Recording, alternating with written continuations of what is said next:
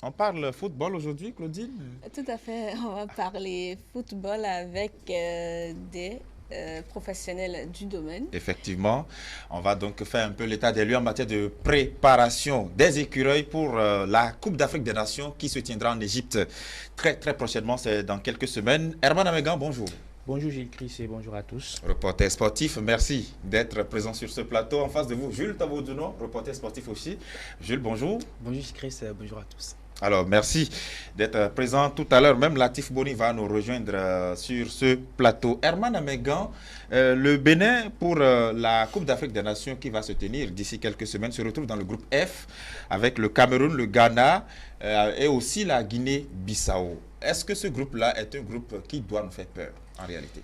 Fait peur, je dirais non, parce qu'aujourd'hui il y a plus de certitude en football et il y a que le football est une perpétuelle remise en cause. Donc, quelque part, il faut craindre les adversaires, mais pas pour autant avoir peur d'eux, parce que quand même le Cameroun et le Ghana cumulent quand même à eux de 9 Coupes d'Afrique des Nations. Le Bénin n'est qu'à sa quatrième participation et donc quelque part, ces deux pays-là ont une longueur d'avance, pour ne pas dire plusieurs longueurs d'avance sur le Bénin, parce que le Cameroun, c'est un pays de football et reste jusqu'à preuve du contraire, jusqu'à je vais dire, la fin de cette compétition, le champion en titre donc, de la Coupe d'Afrique des Nations. Le Cameroun, c'est une très grande culture de football. C'est des générations de football, c'est des icônes qui se sont succédées.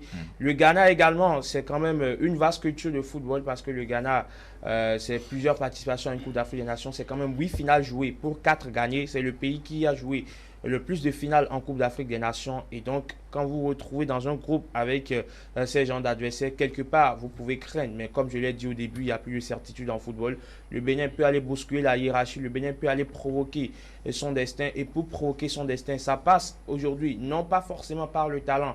Parce qu'en matière de talent, il faut l'avouer, à l'évidence, le Bénin n'a pas autant de talent que le Cameroun et le Ghana, mais on peut y aller en, je vais dire, en fouettant notre état d'esprit, en ayant un mental de gagnant, un mental de résistant. Je l'ai toujours rappelé, on n'a pas battu l'Algérie à Cotonou parce qu'on avait des joueurs qui sont à 80 millions d'euros sur le marché.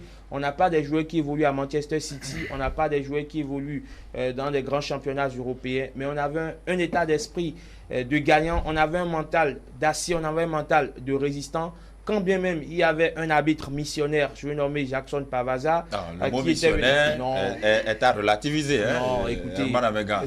c'était flagrant. Mais ce qui flagrant. importait, c'était quand même la stratégie Oui, mentale de donc l'équipe nationale. disais-je, quand bien même on avait un arbitre qui n'était pas forcément à la hauteur, si vous voulez, de l'événement, D'accord. qui a eu à donner 10 minutes d'arrêt de jeu, qui a expulsé le capitaine des écureuils du Bénin, on a constaté que les joueurs ne sont pas tombés dans la fébrilité, ils sont restés sereins, ils ont su faire le job. Et donc derrière, c'est vrai, il y a eu ce faux pas à Bakao, mais après, on s'est quand même, je vais dire, acheté face au Togo à domicile. Donc tout cela cumulé, on peut dire que Michel Dussuet, qui est le sélectionneur actuel des écureuils du Bénin, qui était déjà là en 2010 parce que c'est lui qui avait qualifié le Bénin pour sa dernière Coupe d'Afrique des Nations, Oui. il a su mettre en place une dynamique absolue où aujourd'hui les écureuils sont dans l'état d'esprit qu'il faut. Et donc si on arrive à garder le même état d'esprit, à être aussi, je vais dire, aussi dynamique et aussi fort dans la tête, je crois qu'on peut aller bousculer la hiérarchie parce que les joueurs, justement, ils en veulent. Serge, dites-nous, le groupe F, Jules Taboudou, non. Ah, Jules Tavodou, Ah oui. pardon. C'est le meilleur groupe pour les écureuils, le groupe F. Oui, c'est le meilleur tirage possible que le Bénin pourrait avoir pour Sérieusement? ces éliminatoires. Oui, mais pour ces compétitions, on n'a pas de choix parce que quand on voit tous les groupes, dans pratiquement tous les groupes, il y a au moins deux cadres du football africain. Et quand on voit aujourd'hui la composition du groupe du Bénin, c'est vrai, Eman l'a eu à le rappeler. Le Cameroun aujourd'hui, c'est une histoire de foot sur le continent. Le Ghana, c'est une histoire de football. Et quand on voit des pays qui ont des championnats mieux organisés, plus sérieux, je crois que quelque part, il y a de quoi se dire, ben voilà, ce sont des nations à craindre. Mais aujourd'hui, on se retrouve dans un contexte où, que ce soit le Cameroun ou le Ghana, on est pratiquement dans une reconstruction. C'est vrai qu'il y a les anciens qui sont toujours là, mais le Cameroun aujourd'hui, il n'y a pratiquement pas de championnat, sinon que ça vient par moment où avec des crises qui ont secoué la fédération camerounaise de football et qui a déteint sur la qualité du championnat camerounais. Pareil pour le Ghana qui depuis un bon moment n'a plus ses clubs en compétition africaine comme on ne l'avait pas le passé. Donc quelque part, On pourrait dire que c'est le meilleur tirage au sort qu'il pourrait avoir pour le Bénin, parce que bon, au-delà de tout, c'est vrai, on a la Guinée-Bissau qui constitue quand même l'une des surprises à laquelle on pourrait s'attendre. On a vu la Guinée lors de la dernière compétition en 2017 qui a causé beaucoup de difficultés, surtout face à cette équipe du Cameroun qui est passée sous le fil de 2-1.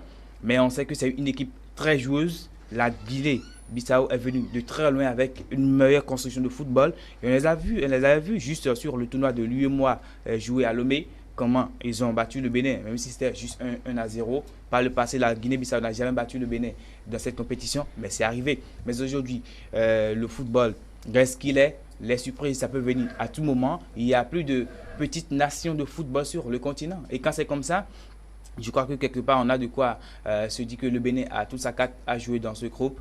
Herman l'a si bien dit. Le mental, c'est très important. Malheureusement, j'ai quand même l'impression que tout le monde n'est pas au même niveau. Et c'est normal, tout le monde ne pourrait pas être au même niveau en matière de mental. Et le seul joueur que je vois réellement incarner ce mental, cette force mentale des écureuils, c'est Olivier Védon. On l'a vu surtout avant le match Bénin-Togo, le discours qu'il a tenu, serait-ce que ça, même avant le match, en conférence de presse, quand vous entendez un joueur qui dit qu'à son avis, on a aujourd'hui l'effectif qu'il faut pour battre n'importe quelle équipe sur le continent, et il envoie le message. Et derrière, vous avez vu le mental qui a joué, surtout contre l'Algérie et après contre le Togo. Donc, le Bénin n'a eu que le groupe qui lui convient. Mais bon, au-delà de tout, quand on vient à la Coupe d'Afrique des Nations, on ne vient pas pour jouer les petits. Parce qu'on dit on est dans la cour des grands. Donc, quel que soit l'adversaire qu'on vous donne, vous devez faire avec. Latif Boni, bienvenue. Bonjour Gilles, bonjour. Odile. Oui, Odile, bonjour à tous. Alors, le groupe F dans lequel se trouve le Bénin pour cette phase finale de la CAN, est-ce que c'est vraiment un groupe qui ne devrait pas nous donner trop de problèmes, enfin, mentalement, on veut dire? Est-ce qu'on devrait avoir peur? Non, je pense déjà que quand on va à une guerre, de toutes les façons, tous les adversaires, voilà, sont des adversaires tueurs. C'est vrai aussi qu'au-delà de tout, on aurait préféré être mieux logé, dans un groupe où les gens n'ont pas une grande histoire, sinon pratiquement, à part le Nigeria, l'Égypte, voilà, c'est le Cameroun et le Ghana dans une moindre mesure, mais qui ont la plus belle histoire de notre CAN. Effectivement, ça aurait été mieux pour nous, pas patriotisme, hein, au-delà des éléments sportifs, pas patriotisme, on aurait voulu être voilà, dans un groupe plus rassurant, mais ça aussi c'est un piège. Être dans un groupe qui vous endort parce que, voilà, constituer des éléments qui n'ont pas été les grands acteurs de l'histoire de la compétition qu'est la CAN, ça peut être un piège. Et d'ailleurs, je pense que par le passé, on a eu comme ça des pays sur lesquels on misait pour avoir les premiers 3 points, les premières victoires. Ça n'a pas marché parce que peut-être qu'on s'est fait trop avoir, trop endormi. Mais cette fois-ci, la chose est claire. Si on ne se prépare pas bien, on sera douché 8-0, 4-0. Toutes les possibilités sont là. Effectivement, après, aujourd'hui, on peut entrer sur les détails, voir avec quel élément les équipes sont constituées, avec quel entraîneur les équipes sont dirigées et tout ça. Aller à ces éléments-là, ça rassure un peu. Et aussi le fait de savoir que, voilà, nous avons des éléments qui sont des expatriés, comme la plupart de nos concurrents, des expatriés qui, aujourd'hui, plus qu'hier, ont une identité, ont des clubs connus, des possibilités pour nous de les suivre, savoir quand ils sont au banc, savoir quand ils sont convoqués ou pas. Ces éléments-là, aujourd'hui, nous rassurent.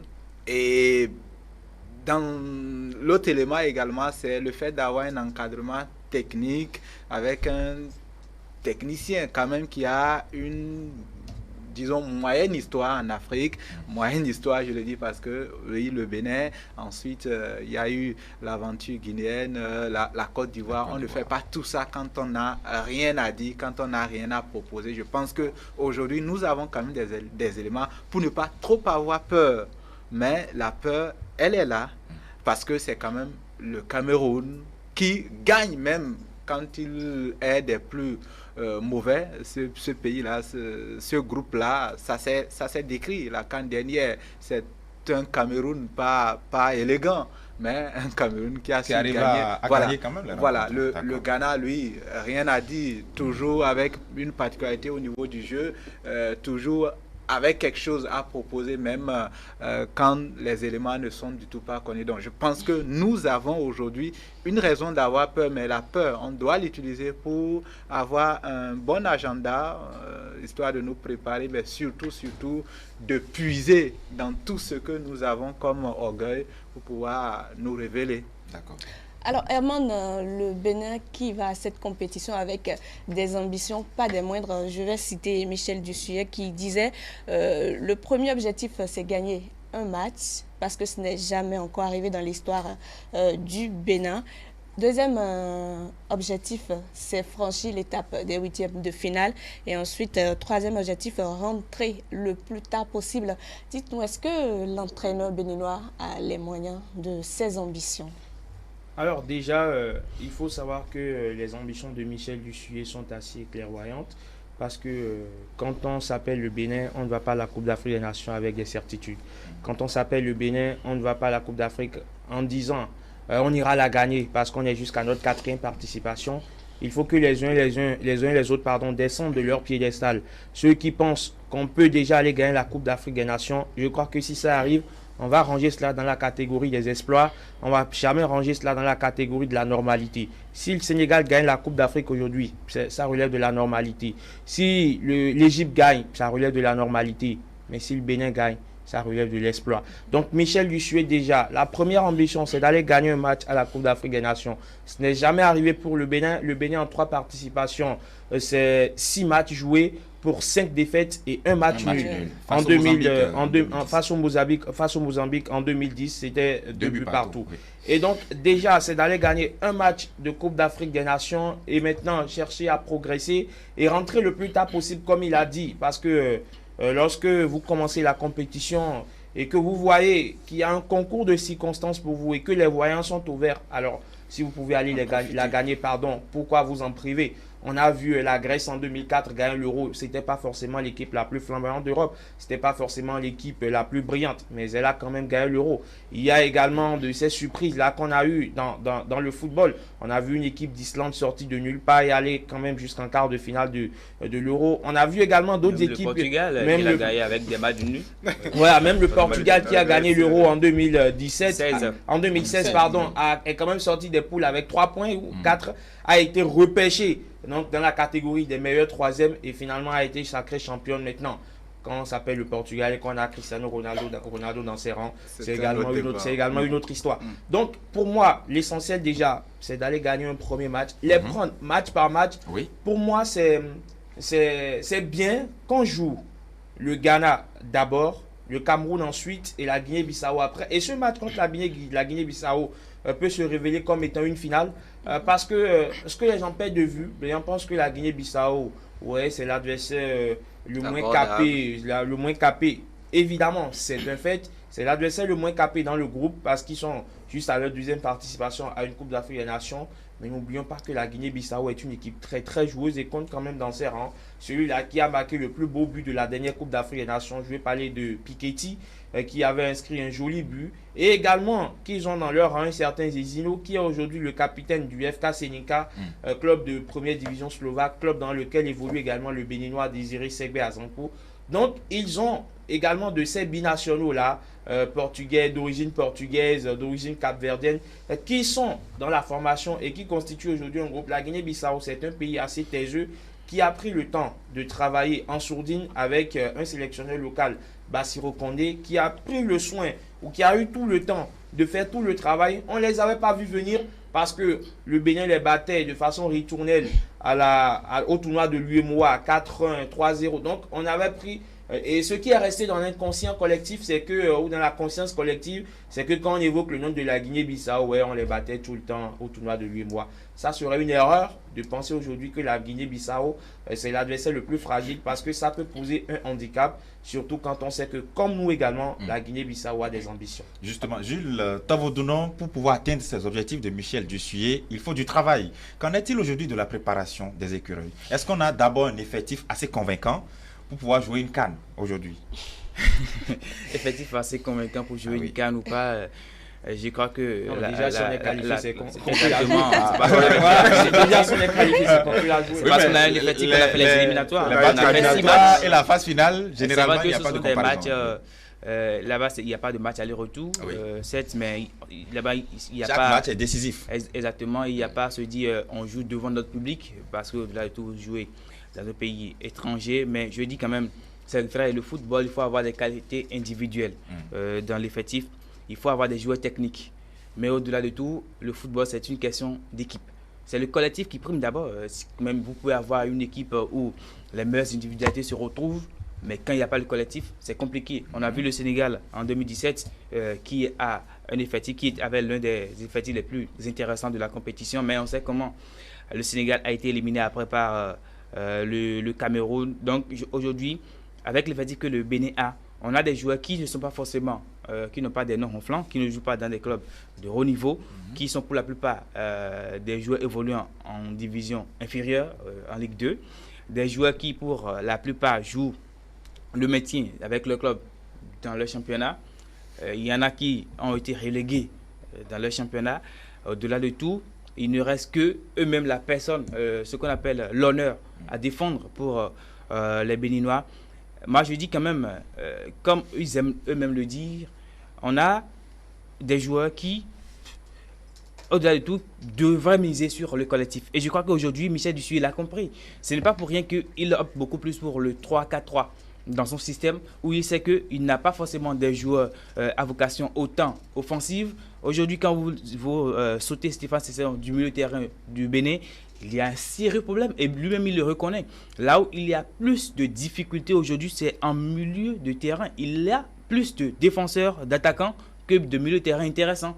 Et quand vous avez... Oui, mais je ne vous coupe pas, Jules Tavoudouno, mais lorsque l'équipe nationale a pu battre celle de l'Algérie sans Stéphane Cesseignon, est-ce que quelque part parce qu'on menait avant la sortie de Stéphane Cesseignon et qui a fait la passe décisive? C'est lui qui était au départ. Bon alors, si l'équipe nationale a pu battre alors l'équipe togolaise. Non mais c'est vrai, mais entre le Togo et l'Algérie, il y a une différence. Bien sûr. Et on sait qu'aujourd'hui le Togo, c'est pas forcément le Togo qu'on a connu par le passé qui causait assez de problèmes au Bénin. Mais à domicile, le Bénin ne fait pas mieux face au Togo. Et depuis 7 ans, au-delà de tout, depuis 7 ans à domicile, le Bénin n'a plus perdu un match au stade de l'amitié. Bien sûr, après, pas le faux pas de... Talanda d'Adebayor rentrait et puis on ne serait pas ici en train de... Mais c'est pas rentré. Je n'aime pas les... Je ne fais pas trop les... Ce qui est passé. Le résultat, on l'a eu. Pas la peine de rester dans les si. Parce que s'il y avait ceci, le Bénin ne serait pas à la CAN, on serait là en train de parler de la qualification, de la préparation du Bénin pour la CAN. Donc, au-delà de tout, c'est vrai que sans Cesseignon, on ne pourra que se dire, on n'a pas le capitaine, on met le ciseau d'orgueil devant et on donne le nécessaire qu'il faut pour pouvoir l'emporter. Ben, bon, aujourd'hui, c'est vrai, quand on dit l'Algérie, moi, je reconnais que l'Algérie aujourd'hui fait partie des grandes nations du football africain. Mais moi, j'ai souvent l'habitude de dire, quand vous avez une équipe qui a un effectif, qui a des joueurs de qualité, mais qui n'est pas un collectif, pour moi, il n'y a pas aussi de quoi à avoir peur. Parce que l'Algérie nous a démontré depuis quelques années, l'Algérie a toujours des noms. On vient à la CAN, on cite l'Algérie parmi les favoris de la compétition, mais à l'arrivée, l'Algérie ne figure jamais parmi ceux qui jouent au moins le dernier carré de la compétition. Donc, que le Bénin a réussi à battre l'Algérie, c'est vrai, c'est un exploit, c'est inédit. Mais bon, on range ça dans le passé. On oublie qu'il y avait une équipe comme l'Algérie qui a été battue.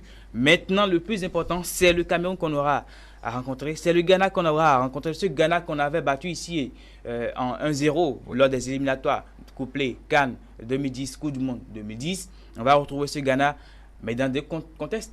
C'est ça la différence, parce que le Ghana aujourd'hui a envie de revenir sur la scène, de remporter la compétition, même si on sait qu'aujourd'hui, avec le départ annoncé, après le retour 24 heures après de Asamoah Gyan, qui estime être, pourrait, à mon avis, devenir un problème pour le vestiaire du football ghanéen.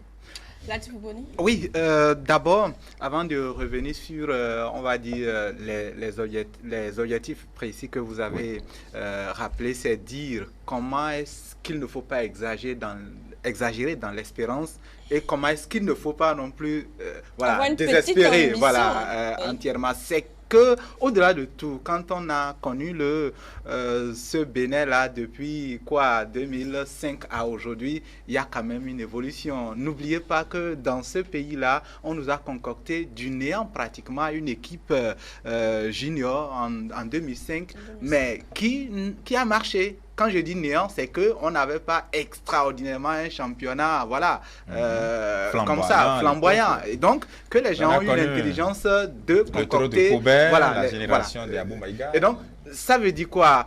Dans un contexte béninois pas aussi footballistiquement animé que... Dans l'intelligence, on peut construire des choses. Aujourd'hui, il y a quand même que, voilà, c'est un peu animé. Depuis pratiquement 3-4 mois, si je ne me trompe, il y a régulièrement du football. Vous êtes plus régulier au terrain. Vous voyez, c'est vrai qu'il y a des attentes. C'est vrai que vous avez votre opinion. Mais il y a de l'animation. On a connu un temps où on avait envie de voir les gens. Oui, c'est déjà un pas. Et donc, ça, c'est un élément qui nous donne une chance en fait d'espérer que nos encadrements techniques peuvent nous fabriquer quelque chose. Au-delà du fait qu'on a aussi des expatriés aujourd'hui qui, mieux que hier, ont des traces en fait. Sur le net, vous pouvez aller. Avant, ce n'était pas ça. On savait que les gens venaient du quartier, on savait que les gens étaient parfois universitaires, des choses comme ça, mais venaient jouer la canne. Donc, je pense qu'on a fait un pas. On peut espérer, mais pas exagérer, parce que, au-delà de tout, quand vous avez une Grèce qui gagne l'Euro sans être flamboyant, sans des stars, c'est que l'équipe est faite d'éléments pratiquement internes homogènes. Et dans la durée aussi, l'équipe est restée sans être bousculée par des crises ni des remplacements. Ça, c'est un premier élément. Quand vous avez l'Euro qui est remporté par le Portugal, sans aussi une équipe extraordinaire, c'est qu'il y a un tueur, on ne l'oublie pas. Au-delà de ça, l'exemple peut-être de quoi? Les Zimbabwéens qui remportent la CAN, ça aussi, c'est quelque chose où on a à l'intérieur... La Zambie, en 2012. Vous avez une certaine homogénéité au niveau local. Ça ne bouscule pas trop, mais on a tellement de temps pour être toujours ensemble, se connaître, jouer des matchs amicaux. Nous, notre difficulté à nous, c'est que c'est des expatriés. Ça ne donne pas la main à l'encadrement technique de répéter les essais avec les matchs amicaux des expatriés, donc, mais qui ne sont pas extraordinaires. Mais je pense que nous pouvons faire des choses moyennes. Et donc, c'est pourquoi je pense que ces ambitions-là, gagner un premier match, c'est trop minimaliste. Oui, quand on espère gagner un match et aller... D'abord faire, on dit, comme je dis, une première d'abord dans l'histoire. Une première dans l'histoire, oui, c'est un peu minimaliste. Et revenir le plus tard possible. Ça me paraît plus juste. Si on encourage, si des résigences, si des difficultés n'arrivent pas dans la feuille telle qu'elle est tracée, je pense qu'on peut faire quelque chose de moyen. Maintenant, a-t-on une équipe? Oui, j'ai pratiquement déjà répondu. Aujourd'hui, mieux qu'hier. Il y a des compartiments où ça commence pas à se disputer, même si ce n'est pas des grosses cylindrées, mais les gens commencent déjà par se disputer.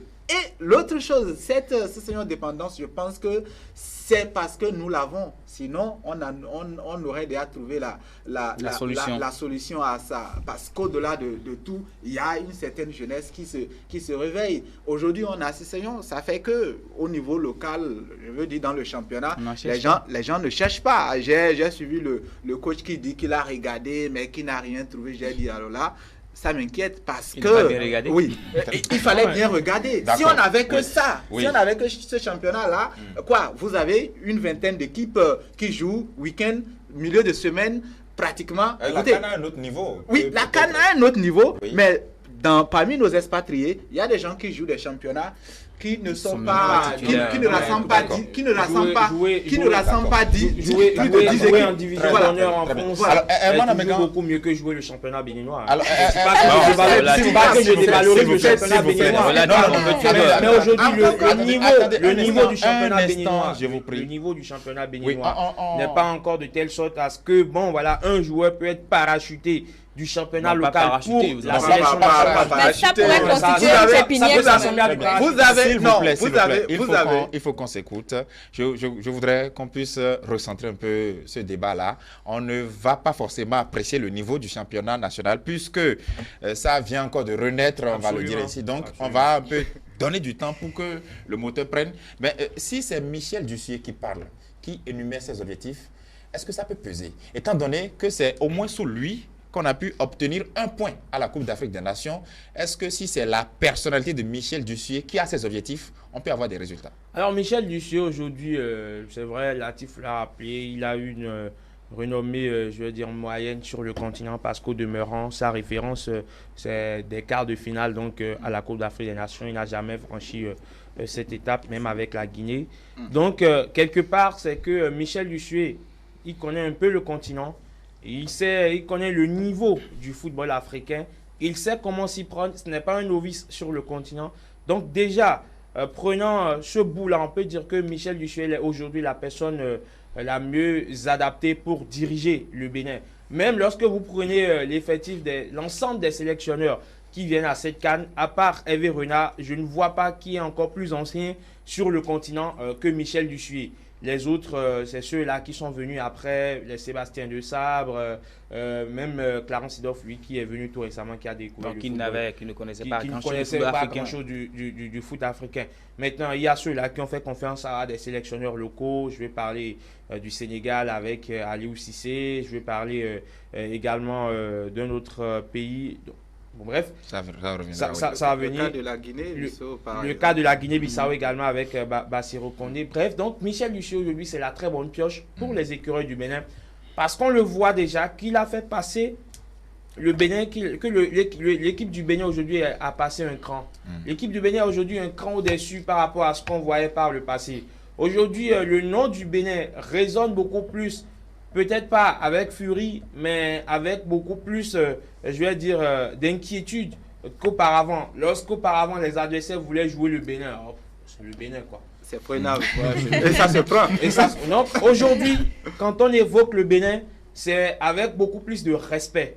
Parce que dans cette campagne d'éliminatoire, le Bénin a démontré des choses, mais des choses magnifiques, des choses Même merveilleuses. dans la Oui. défaite. Même dans la défaite, parce que souvenez-vous, lorsqu'on était allé jouer le match face à l'Algérie, du côté du stade Moustapha Tchaker de Blida, qui est un chaudron difficile à jouer, eh bien, malgré le fait que le Bénin a perdu 2-0, on a quand même vu une très belle équipe des écureuils C'était du Bénin. super mieux par Et- rapport à Est-ce que la c'est le défaite match 3-0. par rapport- 3 buts à 1 qu'on a vu en Et- match. Et même à l'international, la presse internationale a loué la vaillance de cette équipe des écureuils du Bénin, a loué la qualité de cette équipe des écureuils du Bénin. Donc aujourd'hui, on sent qu'il y a un travail qui est fait par Michel Dussuyer. Et lorsqu'on va à une compétition, l'objectif est défini ensemble avec le groupe. C'est pas que Michel Dussuyer se lève, je vais dire quoi, en souverain absolu et dit ouais bon on va à la CAN, c'est quoi. Non, c'est défini de concert avec les uns et les autres pour que tout le monde soit au même diapason, pour que tout le monde ait le même état d'esprit, pour que personne ne perde de vue l'objectif. Et surtout quand on sait que c'est également un très grand communicateur, c'est vrai que c'est un taiseux devant les médias, c'est quelqu'un qui ne parle pas beaucoup mais qui aime rester en sourdine. Mais lorsque on a révélé un peu les coulisses de la qualification de cette équipe des écureuils du Bénin, lorsque vous suivez la causerie de Michel Dussuyer, la causerie d'avant-match bien sûr de Michel Dussuyer, vous vous rendez compte que c'est quelqu'un qui a une emprise sur son groupe, c'est quelqu'un dont le message passe dans le vestiaire. Et donc lorsque vous avez quelqu'un de cet acabit avec vous, vous pouvez espérer quand même faire le parcours le plus honorable possible, même si les ambitions, on doit rester lucide dans nos ambitions. On ne doit pas faire preuve d'un chauvinisme béat. Il faut rester lucide quand bien même on est chauvin, être conscient de nos forces et faiblesses et donc aller, pour moi, je ne dirais pas qu'il faut y aller pour gagner un match ou deux ou aller à la carrière en huitième ou en demi-finale, mais je dirais plutôt essayons d'aller le plus loin possible. Et donc, voilà, ce sera la plus noble des ambitions. D'accord. Et justement, Jules, pour atteindre ces objectifs, il faut des préparatifs. Quel est l'agenda de ces préparatifs de la CAN? On a le sélectionneur qui avait dévoilé son plan de préparation. C'est vrai qu'au départ, on avait un plan qui nous mettait les écureuils en stage de préparation à partir du 3 juin, si je ne me trompe pas, au deux côtés du Maroc. On attend toujours la liste.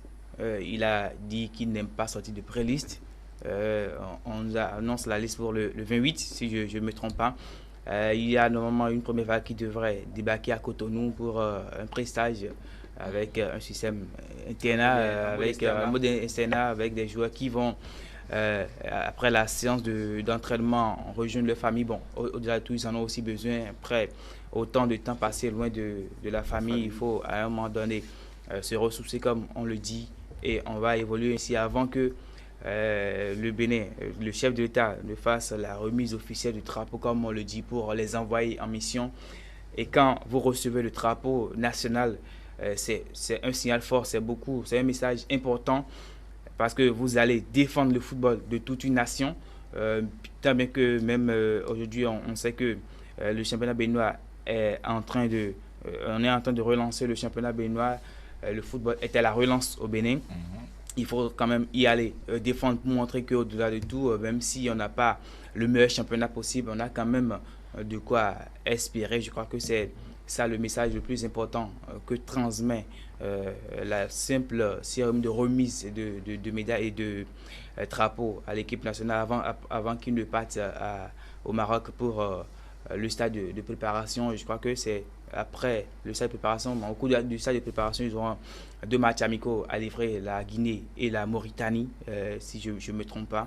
Et c'est après cela qu'ils iront en Égypte, plus précisément à Ismaïlia, à la veille de la compétition, pour rejoindre le camp de base en Égypte pour la CAN. On voit qu'il y a une logique dans la préparation, tout est proposé pour que l'équipe puisse avoir une meilleure préparation. C'est vrai que certains auraient aimé voir qu'on ait 3 matchs amicaux pour mieux juger le niveau de l'équipe par rapport à la compétition. Mais je dis, ce n'est pas forcément une obligation de matchs amicaux. L'entraîneur sait ce pourquoi il a demandé 2 matchs amicaux. C'est lui qui a ses objectifs. C'est lui qui sait ce pourquoi il a demandé 2 matchs amicaux. Et si ces 2 matchs peuvent lui permettre de former, d'avoir une équipe qu'il souhaite, parce qu'au-delà de tout, ce qu'on veut, c'est une équipe compétitive. Il a dit, quand vous voyez l'objectif, c'est vrai, il n'a pas dit clairement qu'on veut faire mieux, on veut aller loin. On a dit, on veut rentrer le plus tard possible. Et on a dit, ça passe par déjà une première victoire, remporter d'abord une première victoire. Et quand on dit une première victoire, mais au-delà de tout, si vous voulez aller loin, ça passe par là, une première victoire. Donc, je crois que c'est des objectifs qu'il a balancés comme ça, mais qu'il n'a pas réellement dévoilé ses réelles ambitions de façon directe.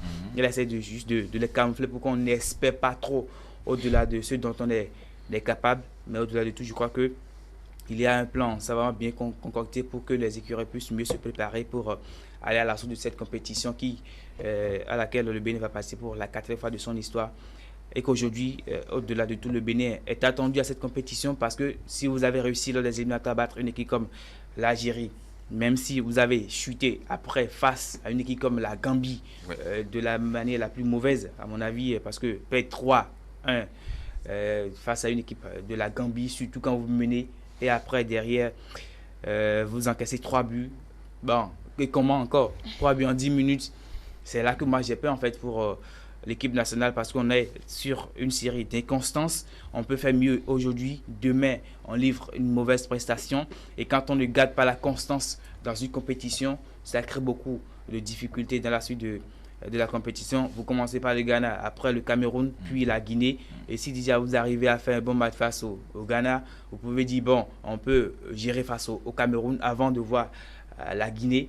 Mais si déjà à l'entrée vous perdez, psychologiquement on reçoit un coup, et bonjour les dégâts. Alors, Latif Boni? Oui, l'agenda, je pense que le plan de préparation, je pense que voilà, Dussier lui-même a su que les gens ne comprendraient pas. Il a expliqué. C'est un plan léger, mais il faut comprendre. Nous n'avons pas de gens. Nous avons des gens pratiquement qui viennent de boucler ou qui sont en train de boucler leur championnat. Pour la majorité, en tout cas pour ceux sur qui on compte, ce sont des gens... Même s'ils ne sont pas tous titulaires. Oui. Voilà, même s'ils ne sont pas tous titulaires, mais ceux au moins sur qui on compte jouent un peu plus ou moins jour. Et donc, il faut un peu les donner des vacances. C'est pourquoi le début avec un modèle externe, hein, c'est relax, un peu donc de mise en condition, mais sans pression, histoire pour eux quand même de faire leurs vacances. C'est vrai que c'est en quelques jours. Maintenant, le niveau marocain de ce stage-là, de ces préparations, je pense qu'effectivement, que Michel Ducier a écarté la foultitude de matchs amicaux, dit-il, c'est pour éviter qu'il y ait de déplacements, éléments de fatigue, mais aussi les moyens, hein, parce que s'il faut voyager encore, faire des matchs amicaux et tout ça, donc je pense qu'il a surtout balancé l'élément, pour que les gens comprennent, l'élément de la fatigue. Il faut que les gens soient concentrés, mais qu'ils ne se déplacent pas. Et donc, tous les 2 matchs se joueront au Maroc parce que les autres pays aussi se préparent au Maroc. Donc, je pense que dans son explication, ça se comprend. Mais aussi, il se dégage quand même la maîtrise du fonctionnement et du fonctionnement, en fait, on pourrait le dire, hein, de l'organisme humain.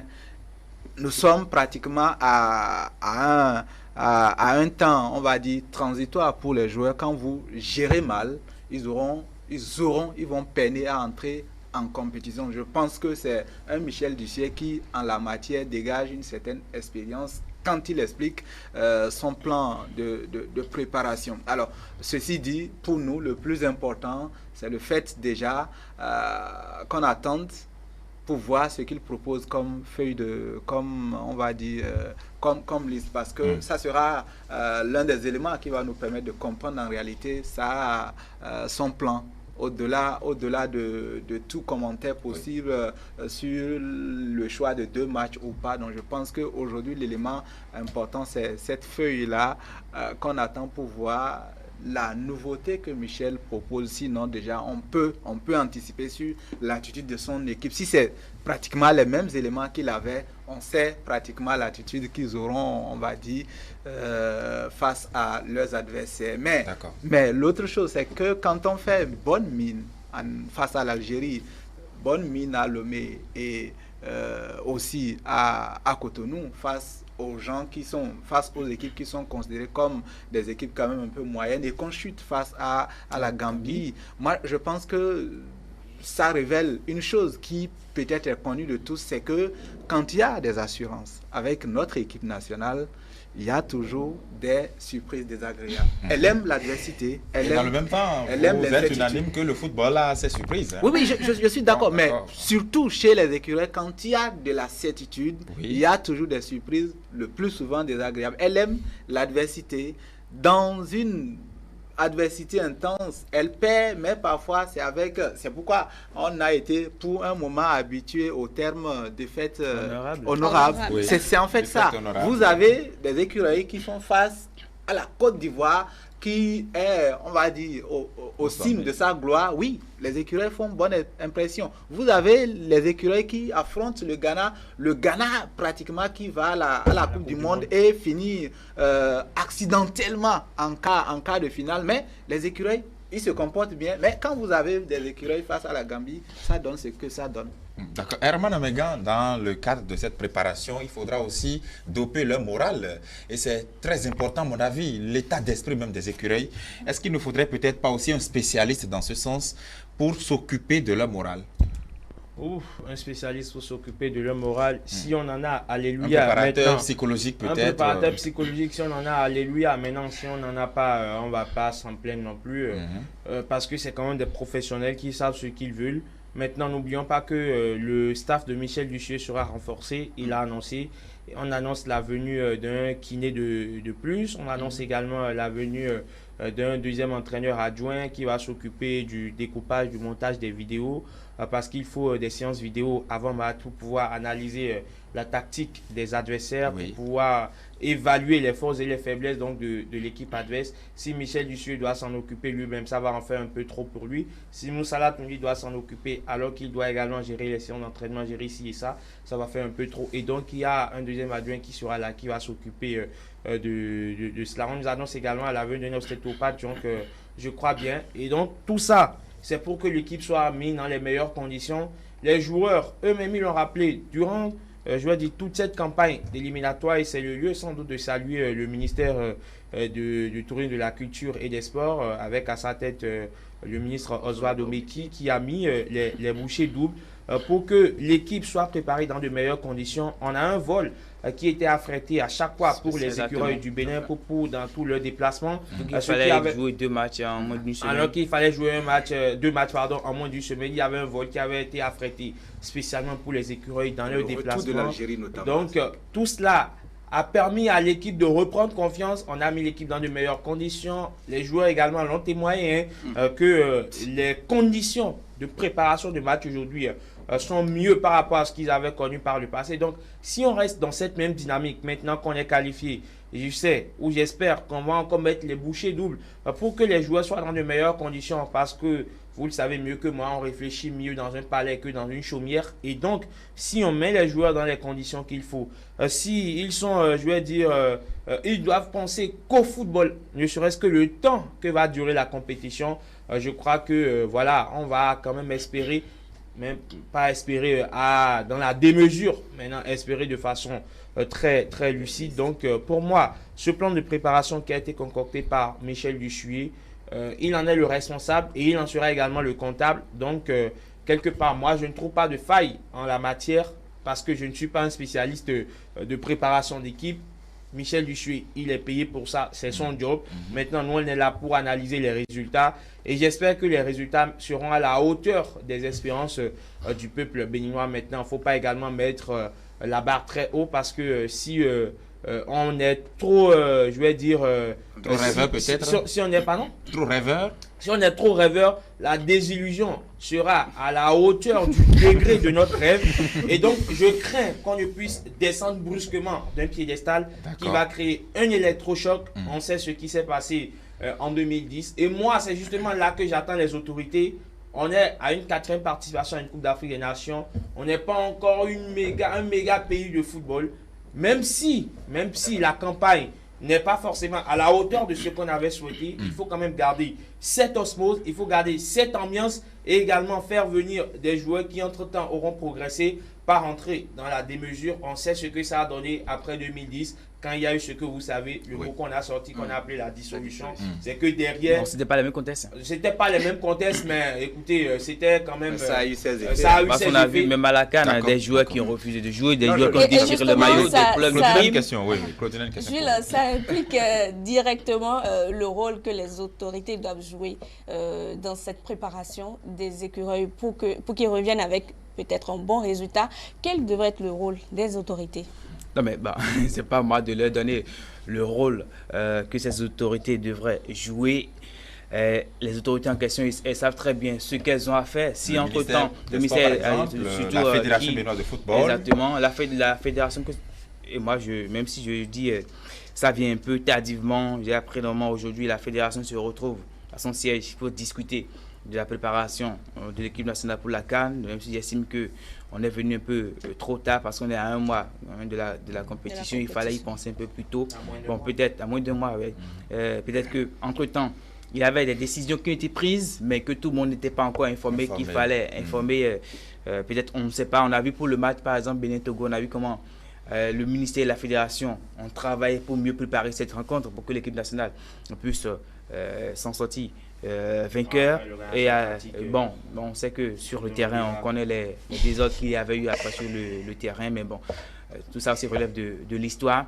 Aujourd'hui, le ministère a l'obligation de permettre, le ministère, aussi bien le ministère que la fédération, a le devoir d'accompagner Michel Dussuyer, parce que lui, il a sa feuille de route. C'est lui qui a son plan de préparation et le soumet au ministère et à la fédération, quitte à ce que les deux puissent s'entendre pour dire, voilà, on met à votre disposition les moyens qu'il faut pour la préparation. Si entre-temps, on a vu par le passé des entraîneurs qui ont sollicité des matchs amicaux, mais qui n'ont jamais eu lieu, parce que derrière, on estime qu'il n'y a pas les moyens. Si on se lance dans cette logique, attendez voir ce que l'entraîneur se retrouve à un moment donné obligé de faire avec ce qu'on met à sa disposition. Mais aujourd'hui, on sait que aussi bien le ministère que la fédération, que l'encadrement technique, on a des ambitions. Ce n'est pas pour rien qu'on a décidé de prendre le devant quant à la gestion du football béninois pour mieux organiser les choses. C'est aussi pour la CAN. Et au départ, l'objectif pour Michel Dussuyer, c'était la qualification pour la CAN. On avait un contrat sur 8 mois avec une durée qu'on appelle objectif intermédiaire. C'est ça qu'il a atteint. Espérons que même après la CAN, qu'il ne soit pas éjecté de la tête de la sélection, qu'il soit toujours là. Mais bon, globalement, je crois que c'est ce que la fédération et le ministère ont normalement à mettre les moyens à disposition pour l'équipe. Aujourd'hui, on parle d'équipementier pour l'équipe. C'est vrai que jusque-là, on n'a pas réellement, on dit, il y a tel ou tel. Il y avait entre-temps Macron qui a été annoncé, après maintenant c'est Ambo qui a été annoncé. Vivement qu'on ait enfin un équipementier pour l'équipe nationale, qu'on cesse de porter des maillots qui ne sont pas de bonne qualité et qu'on règle surtout les problèmes de primes, parce que c'est ça qui était les premiers. C'est la motivation. C'est vrai que ça ne s'est pas encore posé véritablement des problèmes de primes. Mais Latif Boni, non mais c'est la question des préalables. Bien sûr, je suis d'accord avec vous. Je suis d'accord avec vous. Ça demande quoi? Latif Boni, sur la même question. Non, je pense qu'avec je ne vais pas dire la fédération en place parce qu'elle n'a pas encore géré une CAN pour que je la voie à l'œuvre, mais je pense que l'attitude du gouvernement, notamment depuis le début de cette campagne-là, même depuis ce qui a amené Dussuyer, l'attitude du gouvernement face à l'équipe nationale est une attitude rassurante. Les dépenses, les moyens mis en place au cours de cette campagne-là, quand vous avez suivi un peu le retour de l'Algérie, quand vous avez suivi la mésaventure des écureuils en Gambie et la réaction que cela a dû susciter au niveau donc du gouvernement, je pense que le gouvernement est, on va dire, conscient d'une chose: l'équipe nationale, c'est une des vitrines en fait du pays. Voir ça mal de l'extérieur, c'est voir en fait une partie du pays un peu mal. Le gouvernement en est conscient et réagit face à cette responsabilité-là. Maintenant, effectivement, je pense qu'on on ne peut plus avoir droit à des questions de primes, parce que les ambitions du gouvernement sont quand même au-delà de ces petites questions-là pour qu'on arrive encore à gérer ces choses-là.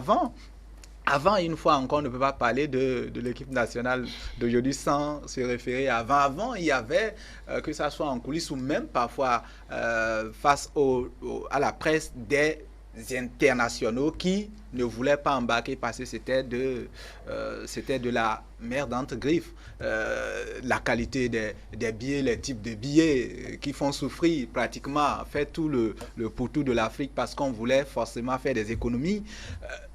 Aujourd'hui, vous avez des gens qui non seulement sont fiers, mais ont le plaisir de venir. Ça, c'est un nouvel élément. Donc, je pense qu'on a dépassé les questions de primes et j'espère que ça ne va pas venir gâcher la fête. Alors, l'autre élément, c'est quand même que nous avons une fédération, en fait, qui n'a pas le choix. Elle doit en fait montrer qu'elle est meilleure que ce qu'elle a précédé. Suivez mon regard.